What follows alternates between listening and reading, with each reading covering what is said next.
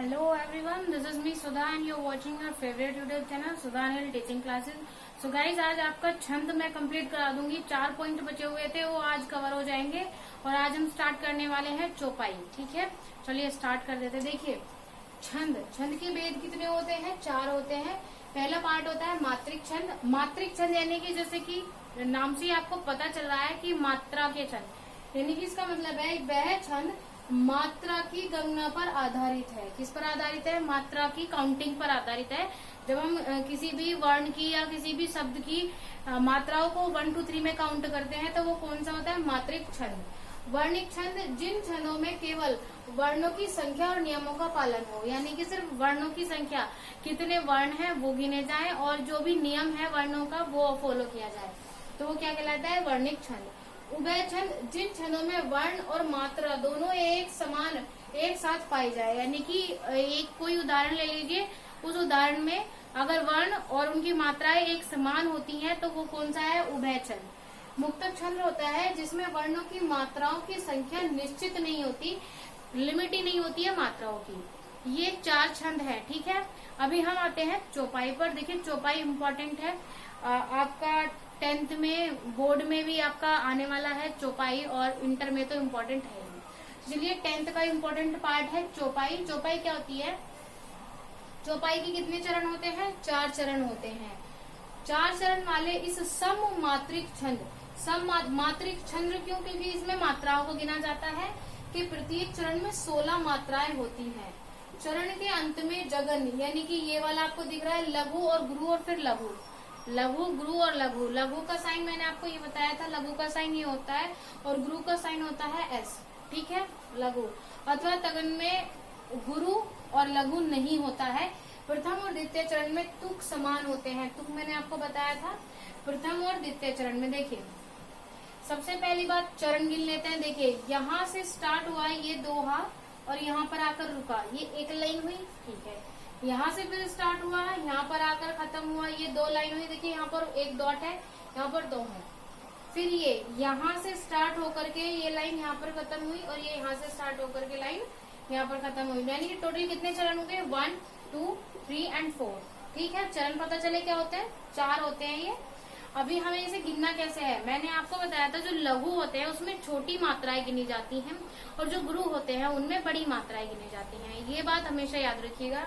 देखिए, यहाँ पर लिखा हुआ है बंदाऊ, ये बड़ा है मानते हैं, लेकिन बै के साथ में अंक की बिंदी आपको दिख रही होगी तो हम इसको 2 काउंट करेंगे, इसको ऐसे काउंट किया जाएगा। समझ रहे हैं आप? बंदाऊ। और इसको हम क्या करेंगे? गुरु लिखेंगे, क्योंकि 2 जहां मात्रा होती है वहां गुरु आता है। यहाँ पर एक सिंगल मात्रा यानी कि 2 लघु आएंगे। फिर देखिए, यहाँ पर ऊ की मात्रा लगी हुई है तो यहाँ पर यहाँ पर छोटे ऊ की मात्रा है, दिख रहा है आपको जैसे कि, तो यहाँ पर लघु आए हैं, यहाँ पर भी लघु आए हैं। यहाँ पर देखिए आकर यहाँ पर आया है, आ से अनार आया है। यहाँ पर पै का एक लघु आएगा क्योंकि सिंगल एक है।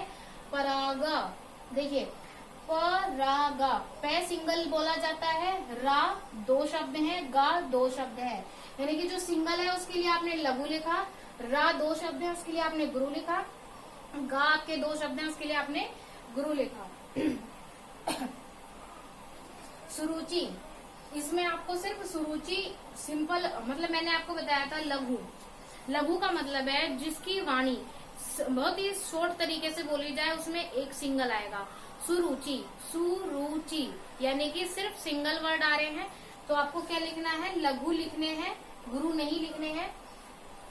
सुवास, सु यानी कि लघु, वा व और आ यानी कि गुरु, स यानी कि लघु एक।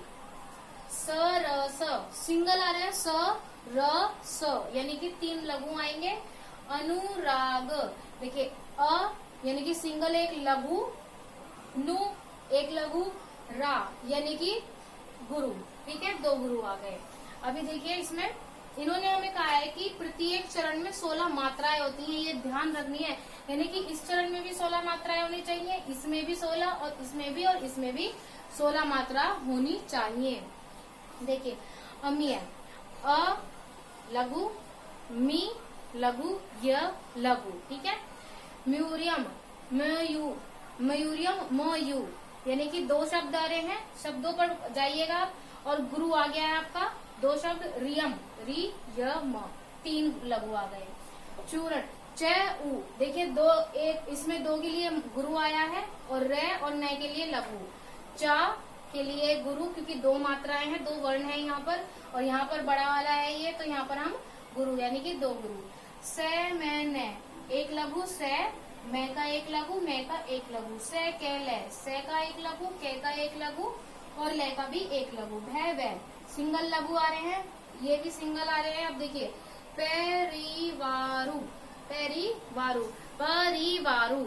अब देखिए आपने प के लिए 1 लघु लिखा, री के लिए 1 लघु लिखा, वा में 2 मात्राएं हैं, इसलिए यहाँ पर 2 गुरु आएंगे। ठीक है, सही है। अभी इसको काउंट करना मैं आपको बता देती हूँ, कैसे काउंट करेंगे आप। देखिए गुरु का मतलब होता है 2 मात्राएं, ठीक है, तो हम इसको 2 काउंट करेंगे और इसको 1 काउंट करेंगे। इसको क्या काउंट करेंगे हम, 2, और ये हमारा 1 है ही।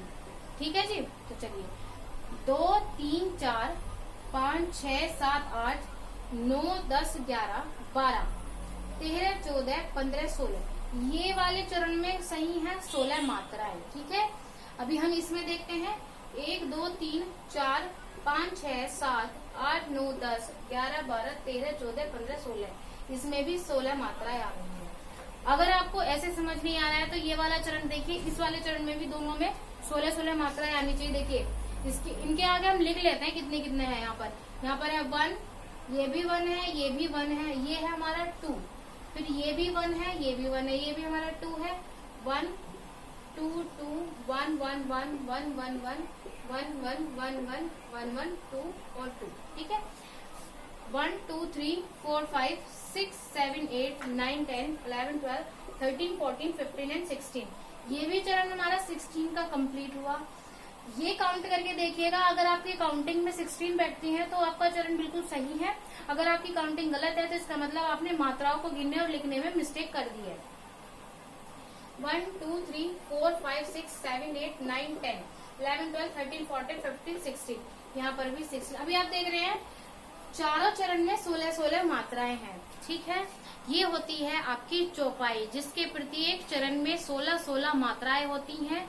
और इन्होंने कहा है कि इसके प्रथम और द्वितीय चरण में तूक होता है। प्रथम और द्वितीय चरण में तूक मैंने आपको विरामावस्था बताई थी, ये वाली विरामावस्था होती ही है। तो चलिए गाइज, आज की चौपाई रहने देते हैं, कल बाकी सारा क्लियर हो जाएगा। ठीक है, अभी के लिए मुझे दीजिए इजाजत।